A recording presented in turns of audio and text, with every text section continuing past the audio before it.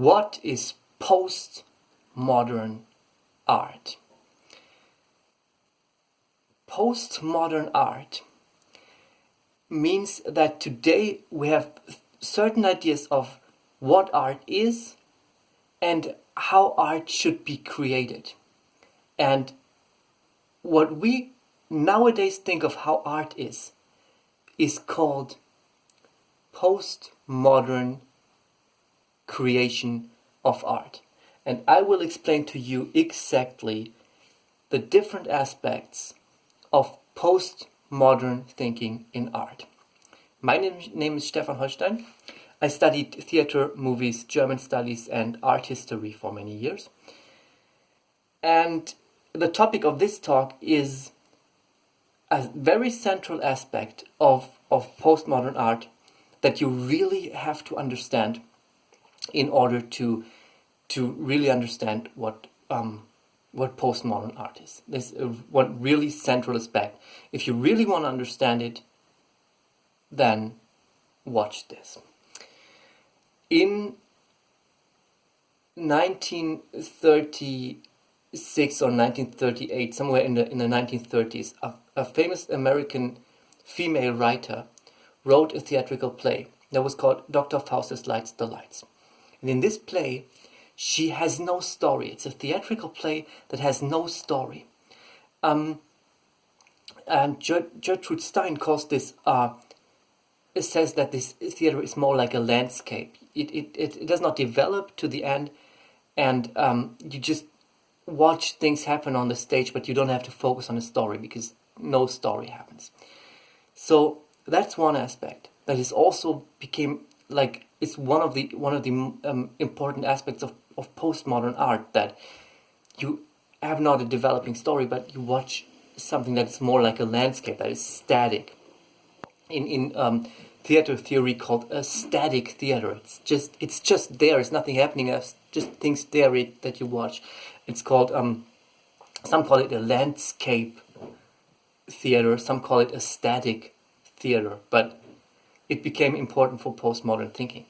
But the aspect that I want to talk about now is something a bit different, and as I said, really, really central to the postmodern thinking system.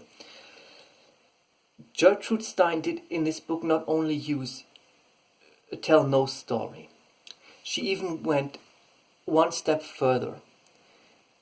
She did not use language the way we use it. Now, when I talk to you, my sentences make sense. They are structured so that they give you a sense. You can understand what I'm saying, so to say. Gertrude Stein, in this specific book, cuts, so to say, goes to doing stuff like cutting the sentences in pieces and using just parts here and there. So she does not speak in complete sentences. So not only does she have no story, also her sentences don't really make sense. So she does that. She does that for a certain reason, and the reason is, as also about the same time, a very famous theatrical theorist called Antonin Artaud said, we are trapped in the fixed meaning of things. He said we do not see the world as it is. We only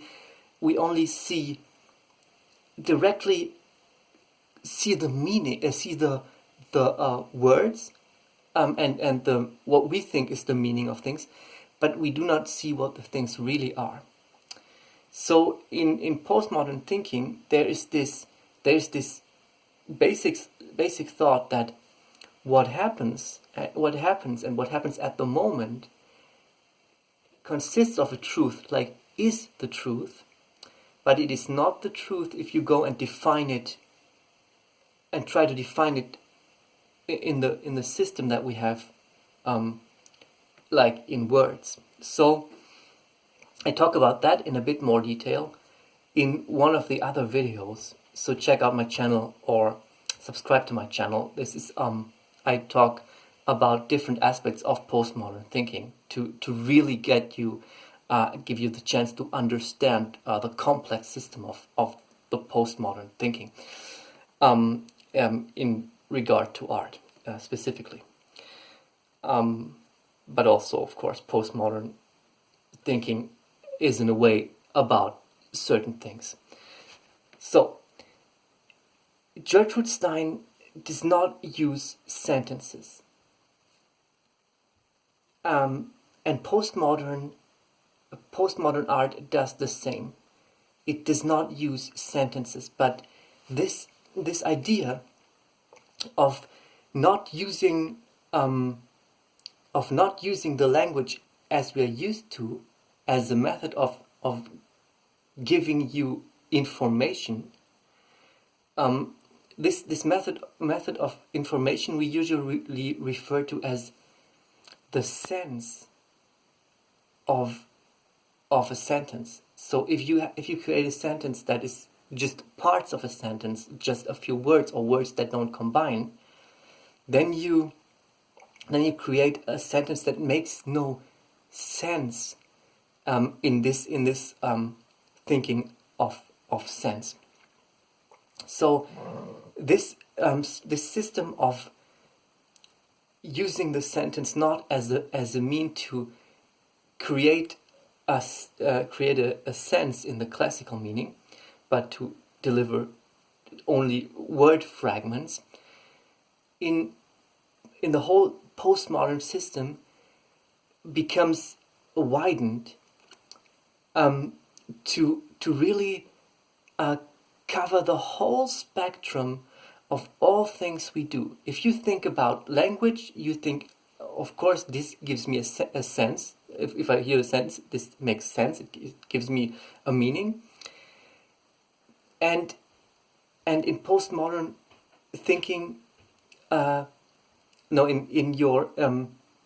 you look at this in a deeper way, you understand that you can only have a sense from the sentence if you have definitions of what the combination of word signifies.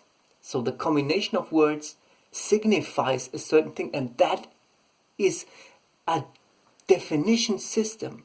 And that definition system makes sure that when I talk, you have a meaning, because you know what each thing means and you know what the things mean in combination. This all is precisely defined. And that's right where postmodern thinking comes and says, this is a problem for us, that the things are so well defined. This is a problem. I will come to why that is a problem in a minute. Why postmodern thinking thinks that this is a problem. But first I want to explain how the spectrum of meaning system, how this really concerns every aspect that you use in this case in creation of theater or in actually everyday life.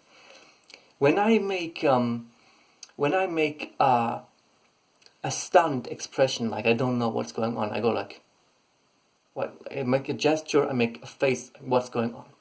When I smile and give you a friendly face, and I smile at you. And when I'm strict, I might look like this. I give you this face, strict face. So this also is a system of meaning that only works because there's a definition. If you wouldn't have a definition, I would go like this. You wouldn't have a meaning. But so you know, there's a strict face. He wants me to not do something. So this also is defined. Now, theatrical. In the theater, you have the lighting. And also we used to have definitions for that, like when it becomes night on the stage, a night is shown, the light becomes darker, or maybe blue. And also the background in the theatrical play, like when you play something that is that is set in the 18th century, you have a setting, you build up a setting of the 18th century, like old couches and tables and stuff, so that everybody who sees these things, oh, that's around 18th century. Then this is also thought of as a meaning, because in this case of the set design shows you that this is in a certain time period. Okay, so like everything we have in life is used with a fixed set of meanings, a fixed set of definitions, and that makes it that we can have a meaning from the things. So now, since in postmodern thinking, people said, this is not enough for us. This brings problem. This brings us a few problems. And for example, if you always use the fixed meanings, then of course you can explain new stuff with the old system of meaning. Like that's why we have a system of definitions. If I use language and if I find a new thing in physical science, and then I can use the old language system to explain the new thing to you.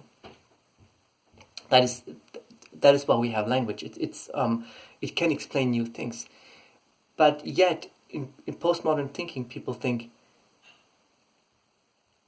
well, we might be trapped. Like maybe we want to experience something, like develop as human beings to be more than what we can express with language. Like there's this one aspect of this is setting boundaries. If you always use the same definition system, you're in a way stuck, and you cannot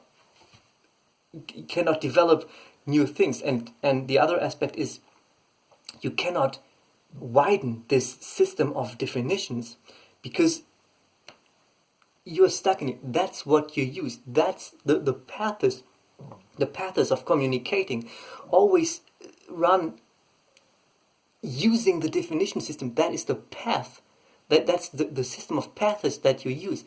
It itself is fixed. It cannot be changed to be something completely new. So that's what postmodern is thinking.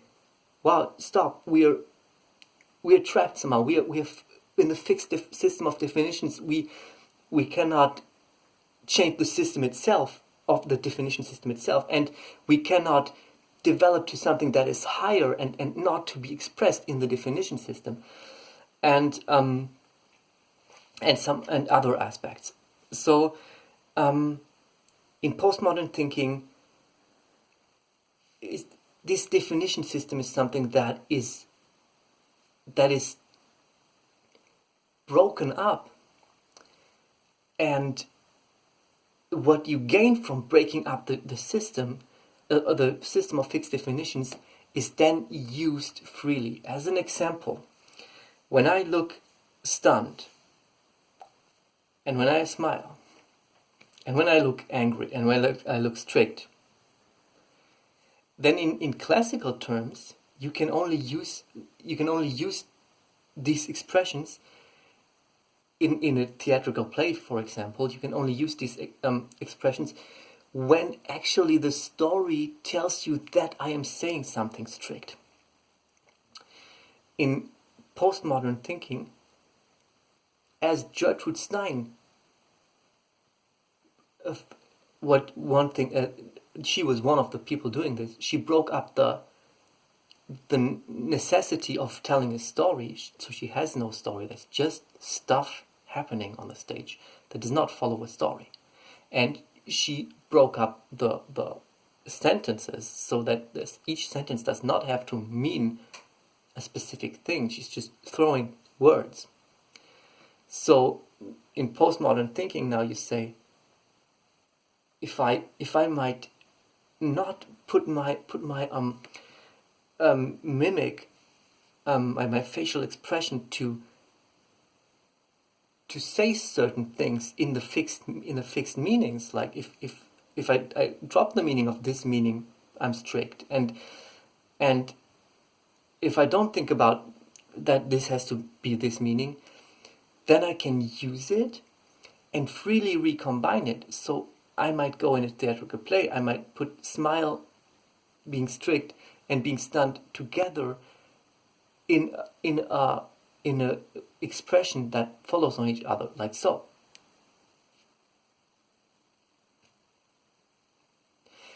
That does not make sense because it does not use the definition system that we have. Just as Gertrude Stein's sentences don't make sense because they don't use the definition systems that we have. That does not make sense in the casual meaning of the word sense. It does not give you a sense. But in in postmodern thinking, we think, as I said, what is happening is the truth, is as it is. And the meaning is just something that we defined on. And we want to see the real meaning. And we want to be able to recombine things without being forced by the meaning. So in modern theater, you will find people doing expressions and facial expressions without meaning what the facial expression usually means. And you will find people doing certain actions, for example, pouring a glass of milk or walking across the stage, without meaning that the character is doing this for some reason. And you will find people doing things that are actions, but are not directly expressions, like somebody might just turn around on the stage or just walk back and forth. People doing this. And also you will find people like if I speak to you and I say no, don't do this, then you saw the gesture and the facial expression, but you also hear my voice has changed to it's been louder and it's been a staccato. So no, don't do this. And this is also a system of meaning. You know, when I raise my voice, I'm telling you to stop something, or there might be a danger, or I might be angry. So it's a definition. If we would that is used to make you understand this. So if I now say, look, there is a dog in my garden, or look, there's a cute dog over there, and I use the same expression that I just used for, hey, don't do this, and I would go and say, look, that's a dog, how cute it is. Then you would be puzzled, because why would I speak like that when I talk about a cute dog? It's against the definition, and that's what is happening here. That's what Gertrude Stein does. That's what's done in modern theater. It runs against the definition, because as soon as it runs against the common definition of the system of meaning breaks apart. So, and when the system of meaning breaks apart, you will be able to use the things without outside of the classical system of meaning. So me doing this does not mean I'm strict. It basically means nothing. It gives us you now have the possibility to freely recombine. This means nothing, and then me smiling, but talking aggressively like, and also if I use a word that isn't make a sound that is not a word, like I go wah, if I go wah, you think I'm terrified or something in the theatrical play. But if I do something that as if I do a movement that is not a gesture, like I just walk back and forth, I could also do a sound that does not signify anything. Ha, hu. It is not. It is not part of our definition system, because there's at this point no definition for ah. It basically means nothing. So modern theater can be like frustrating because you think it means nothing, but it happens because it breaks apart. It breaks the system of meaning because it does not want to think in the structures of meaning. So if you present the modern theater that is completely devoid of meaning, there's no meaning because meaning systems are not used and everything is freely combined, then that does not mean that then still, after you've seen the theater, you can still talk about it and go back to the old system of meaning and talk about it. But so postmodern art does not point to completely destroying all systems of meaning. But postmodern art has this important characteristic of not using the fixed systems of meaning. And that's a very important and central aspect, that everything we do gives us a meaning because we have fixed systems. And postmodern art drops these fixed systems and from there uses the things in a way that you usually would say may have no meaning. But from this point you have a complete freedom to recombine gestures, movements, sounds, the way you speak, the story elements, the lighting and the sound, and you can completely freely combine them in a poetic way. That's why theatrical theorists speak of theater becoming a new kind of poetry. Everything that is used is arranged like a poem. It like swaying, giving you rhythm, having an effect on you. But it's doing all this in a free recombination of all the things you can use for creating theater. Because the system of meaning that we used before, the fixed system of meaning, is not used anymore. So that is when you see a modern theatrical piece, a postmodern theatrical piece, which means a modern and piece following these rules, then you will see meaning in the classical sense is not what you're seeing there, because meaning is what is actually happening. So I will go deeper into that. A Shakespearean play like Romeo and Juliet. But I go deeper into that, but now get that this is what I'm talking about. How meaning is dropped and the system, the fixed system of you having a definition and therefore get meaning, that is not used. And so the things can be something else, like be what they are. That's the whole use of this talk. This is the most important. This is one of the really most important features of postmodern art. So that is what this talk is about. In a Shakespearean play, sometimes we think, what is the meaning? Romeo and Juliet, two families, they hate each other, but they have kids, a boy and a girl, and they love each other. But they cannot survive because there's so much hatred from the families that they cannot live in this world. They are not allowed to love each other. So, what is the meaning of that? First, if you search for a meaning in the story, like let's say, what is the meaning? And the meaning is be nice, But because if you put hatred in this world, then people cannot live, and love cannot live in this world if you put hatred on the world. That's what we learned from this play, and so people say, or used to say, and some still say it.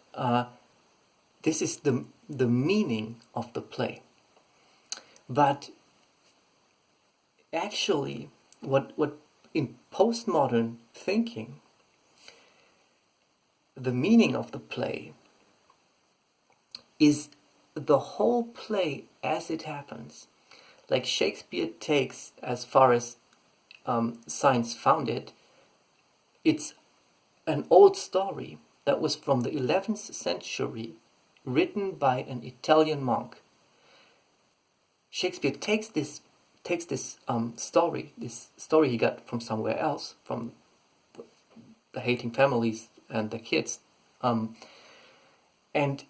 he puts them in verses, like very beautiful verses, and so the whole theatrical piece is made in this poem style of the words. I think there's this one line in Romeo and Juliet that says, loving somebody, laughs, it points a laugh or is laughing about to love somebody loves transgressions. So love laughs at love's transgressions. This is more than the meaning, as we put it before. Like, what does this play say to us? This is a poem. It has an effect as what it is. The sound of the words, it sways you in a certain way. And over on top of that, it also uses words like love and the word love as an effect on you, and it will use to laugh, and that has a positive effect on you. And also it says something that how art is treating the transgressions of love. So there is a meaning to this, but there's also this if you so want, the enhancement of the meaning by the poetic style.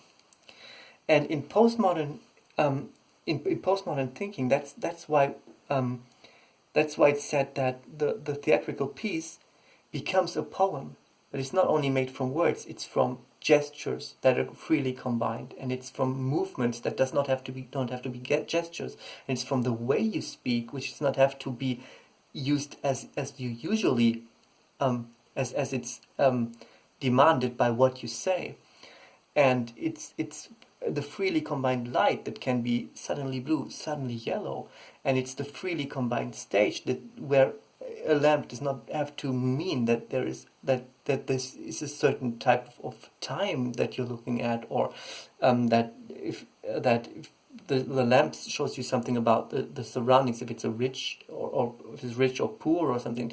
All this, the significations, what it signifies is not bound to the system, to the fixed system of meanings that we usually apply. It all can be without those fixed meanings, and it's just used as a poem. So that is something you will find in postmodern thinking. That the postmodern thinking says the theatrical play is what it is at the moment, and it's not, as theory says, logocentric. Logos is the word, is Greek for the word or the meaning, and centric means based on. The center, like the centric, the most important part is the meaning. That's what you think if you think the meaning of Romeo and Juliet is that the two lovers love cannot survive in this surroundings of hate. in a way, that's the meaning of the play.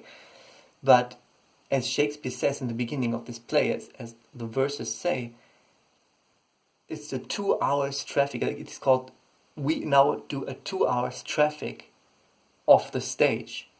And if you read it, you see gangs. The houses have these gangs of people that chase each other like up on the streets. You have sword fights. You have romance and sexual stuff between Romeo and Juliet. You have like a lot of different events that take place, and all that rhymed in this beautiful verse language, and this is the meaning, as postmodern thinking puts it.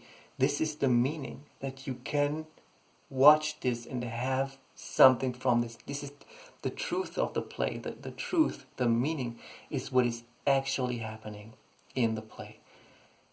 So in postmodern thinking, if you would say the meaning of Romeo and Juliet is that love cannot survive in a hateful environment, then postmodern thinking says no.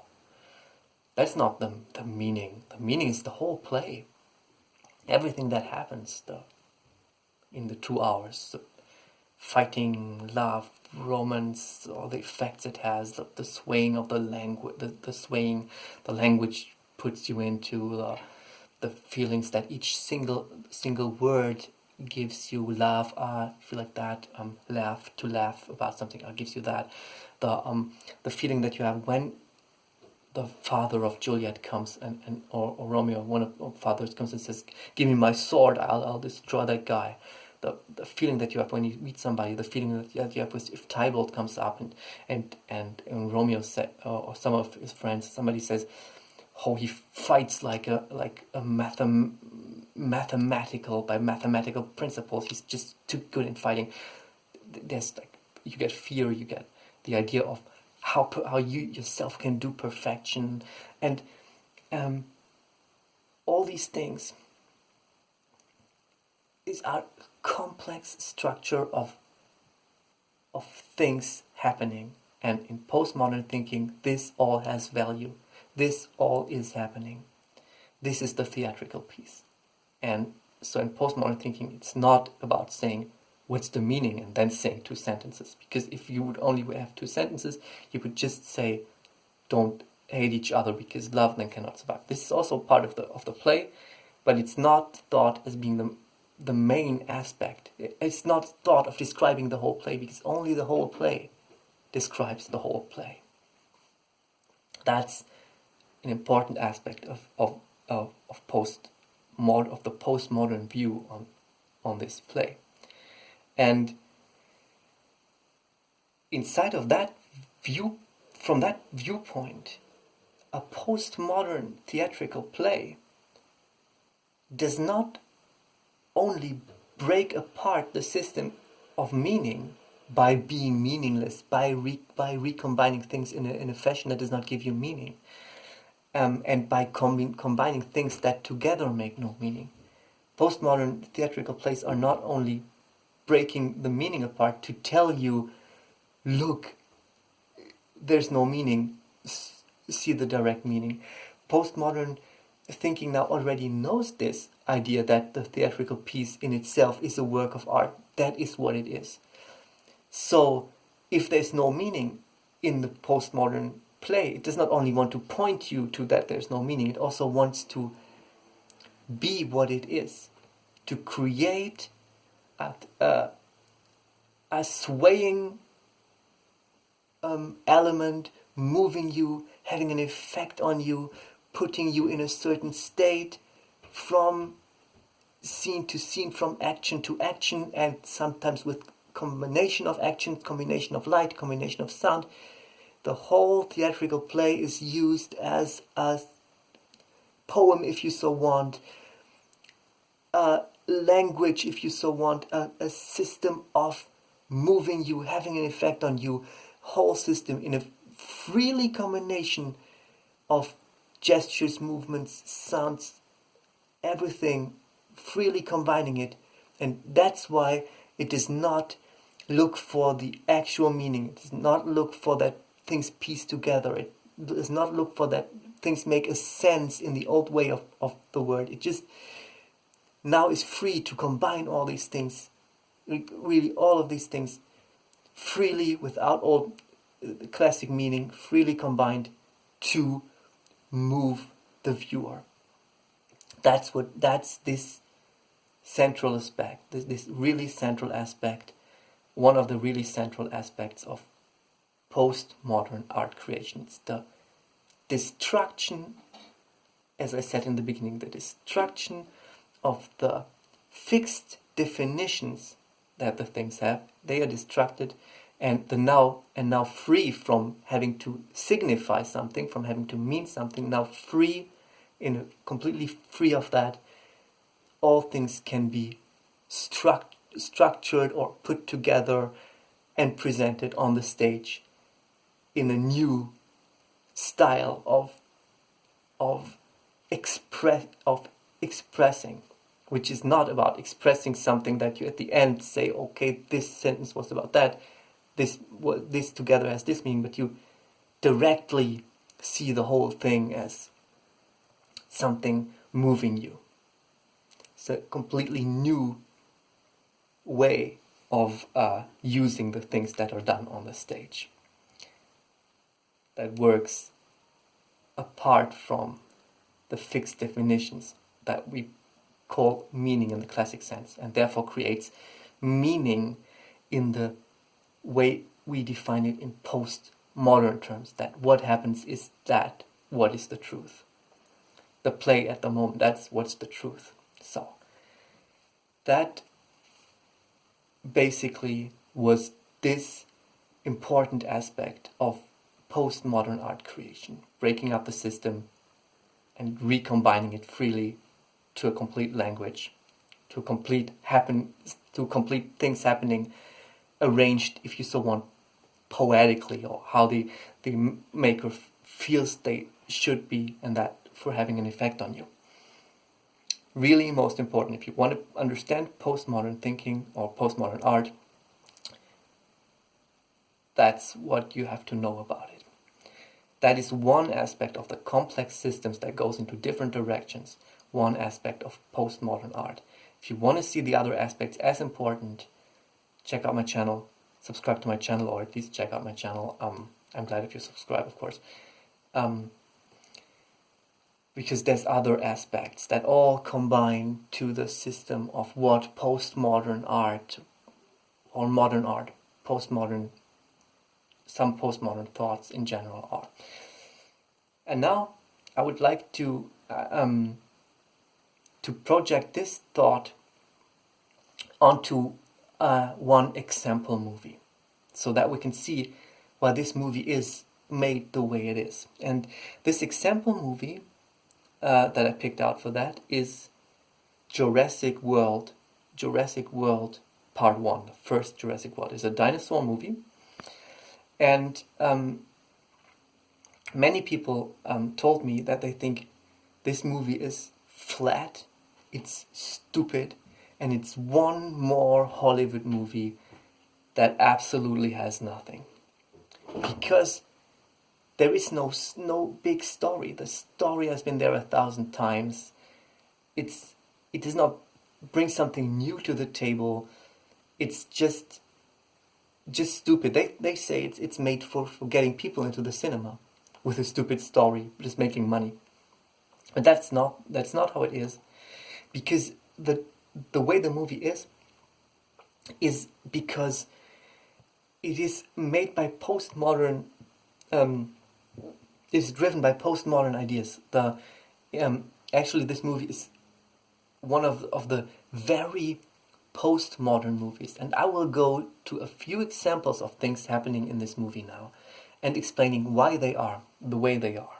So, starting with, there's a bad guy in the movie. The movie is about, if you haven't seen it, it's about a park where people created dinosaurs, and it's events happening in the park where the visitors come to see the dinosaurs. It's a dinosaur park. And genetically the dinosaurs were brought alive again. And there's one bad guy, and he wants to use the dinosaurs as weapons. So you think, like what? They create dinosaurs, he wants to use them as weapons. That's like the most stupid thing.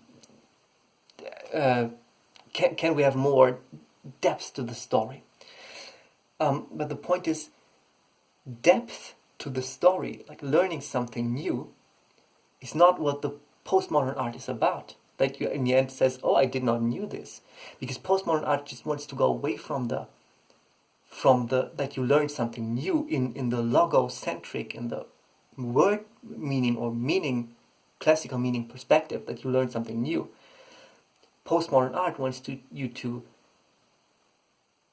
drop this idea of meaning and see the things as they are, and let the effect come to you as it is, to really understand the truth. So postmodern art wants you to really understand the meaning, to search for meaning in what the things really are. And in this regard, this is not a stupid story about a guy just wanting to make weapons from the dinosaurs, turn the dinosaurs into weapons. It's just a bad guy doing something wrong, using the nice, respectful creatures, creatures that have to be respected, the big dinosaurs, as only weapons. It's wrong. That's what it conveys. It's just that you sit in the theater and think, that's wrong. It's just the effect of you feeling that, the effect of you being against that.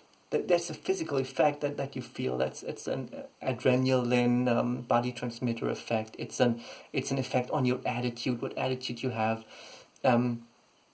It does something to you. It puts you in a state. It puts you in a mood, and that's the thing that's wanted here. It's not about the story at this point. It's about the direct effect. Later in the movie, the bad guy gets eaten by a dinosaur. He wants to use dinosaurs as a weapon, and then he gets eaten. Yeah, that's a very primitive story. Like you'd say, yeah, it's too primitive. But this is not meant in a logocentric way. It's not meant to be very, very clever. It's meant to be an effect. What you see, it is. You see, in this case, the bad guy gets eaten by a dinosaur. I understand. Don't be bad. So, it's classic. It's been there 1,000 times, and it's the most simple story that you can tell, because it is not about sophisticated story. It's about being what it is, using the single effects without being focused on bringing something new to the table in terms of story. The new thing is in actually seeing the events. Like, it's trying to really get past the way of thinking in fixed terms, in fixed definitions of how you see the world, by presenting you the world, and therefore it's simplistic, but it's coming to you directly. So there's a very high principle of really creating new meaning, of really letting the world as we know it in a way behind us, for experiencing something really new. And that's why you're not experiencing something new in terms of the story or the meaning as you would think of it as we had before in the Shakespearean play. That's not what's developed here. It's a more clever way of actually going towards more understanding, a better understanding of things, going that way of walking on a new path where things are what they are, and therefore you have this simplicity, this simple story becomes valid. Okay, moving on to more aspects of that movie. It's a dinosaur park. So when people go into a movie and go into a dinosaur movie, what do they want to see? Dinosaurs. So what does the movie present? Dinosaurs. Postmodern thinking, after breaking up all these meaning things and story things, and it goes to presenting events. The event itself is the truth, as I said. So the event is something that's used in a poetic way of doing something with you in all its characteristics. It's different ways that you can use to do things. So postmodern theater does not go like earlier. It was like you hide the fact that you're watching theater. Try to make it as realistic as possible. So from all the things that we talked about, you see, being realistic is not at all what postmodern ideas, postmodern art wants to convey. So in postmodern art, in this case, the movie shows that it is just a movie. It's known and it's visible that it's just a movie. And so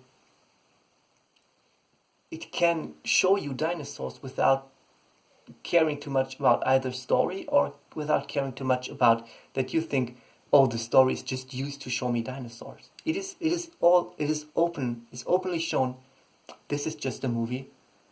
It's presenting dinosaurs to you. Therefore, the whole park, which matches with postmodern art becoming an event, which is as worth just as the event that it is well, combines well with the idea that we visit a park with dinosaurs, which presents events to us. It's an event. The dinosaur park's an event, so that matches quite well. So and they go to do it like that we watch the attractions of that park. Dinosaurs, small dinosaurs that can be petted, are shown. There's a large whale dinosaur that is presented as an attraction of that park, as something that visitors view in that park. Then there's two boys, and they go for a ride, and they see dinosaurs, many different dinosaurs, Triceratops, Ankylosaurus, all presented to us. And in the end, Pterosaurs, like bird dinosaurs, are set free, and so you have exactly the movie giving you different dinosaurs. That's what the viewer wants to see when he or she walks into a dinosaur movie, and the movie like seems to say, we know it's a movie. It does not have to be realistic. We show you different dinosaurs as you want it, and as it's an effect, and as it's an event for you. When the two boys go for this ride to see the dinosaurs, they talk about they are brothers, and one brother is a bit too wild, and the other brother is super intelligent, and so they have problems. The wild brother, older brother, is picking on the younger brother, like, oh, you're smart, you smart ass, or something. And there's a certain type of conflict between the two brothers, but it's nothing. It's like, it's super flat, like the one being wild and the other one being too clever, seen 1,000 times. A stupid story, but that's not what it is about. It is not about a sophisticated story. What you have is the brother being a bit too wild. That has an effect on you. The brother being super clever, that has an effect on you. You are presented with this clever guy. You're thinking about being clever. You get into a mood, into a state that is something happening. In the end, the older brother protects the younger brother. Seen 1,000 times. It's like a cheap conflict that was not really deep, like as you would even say Shakespearean or super clever, and you learned something new in terms of those things. No, you didn't learn something new in terms of story development. You were swayed in a poetic way. So when the older brother at the end helps the younger brother, and accepts that that the younger brother is clever and accepts these qualities. It's an effect. It's something you like. It gives you the effect of, oh look, it's something good, as Schiller called it. I only know the German terms. It's das Erhabene. It's the superior, and something like along the lines of the superior. That humans are actually higher beings that give the higher things. So Shakespeare calls this das Erhabene, the superior or something. Schiller is a German playwright, very famous from around 18th century. That was in his book, a famous book about theater that he wrote. Theater as a moralic, theater as moralische Anstalt, theater as a moralic learning facility. So the brother taking care of the younger brother is something that we say, oh, there's an effect. And it is simple. But that's because that's not what the whole theater is about. So you have this stupid story while you get presented with dinosaurs. And there's here a guy in this movie. He's a strong, manly, heroic figure, and there's a woman, and she's a tough, clever, hardworking girl. And they fight. The guy says, you can't do this, you're just a woman," in a way, like he implies that. And the woman then shows how she is, well, tough enough to even save him. And then in the end, they get together and they become a couple. Yeah, that's stupid. That's, in terms of story, this is super stupid. Like, you've seen it a million times. Like, why don't they tell a new story? Because that's not what it's about. They are using this for the effect it has. You like seeing the strong guy, you like seeing the strong woman, and you like seeing that the strong guy and the strong woman come together. It works, and it is used.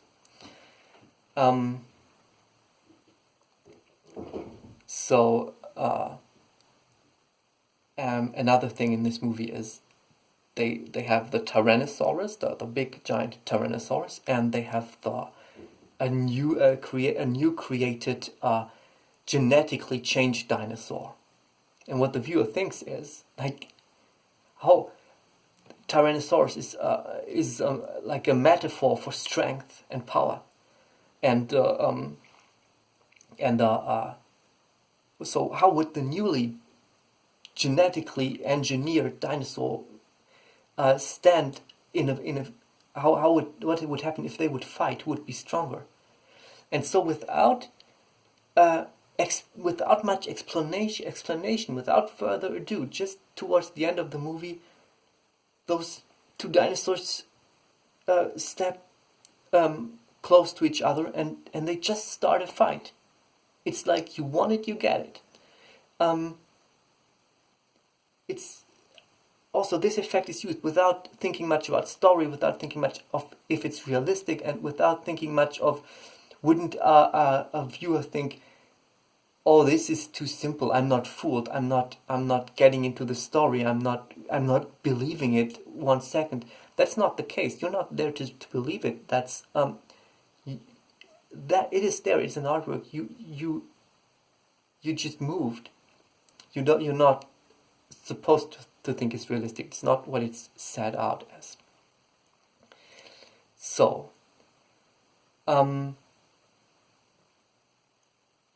those were basically main points of that movie. Why is it made the way it is?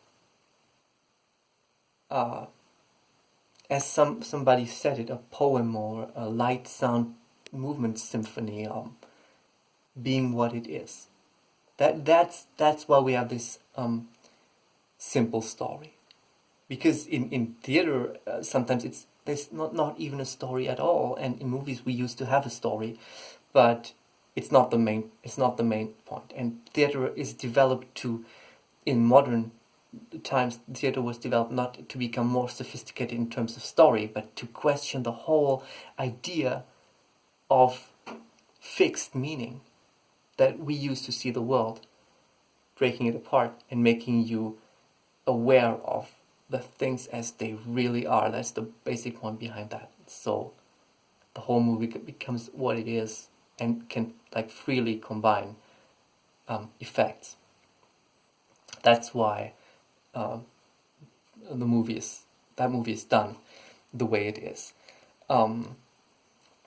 And when the whale is presented, just that one more thing, then when the whale is presented, then it's just, you want to talk about dinosaurs, then see the whale is very strong. Like it has a big size.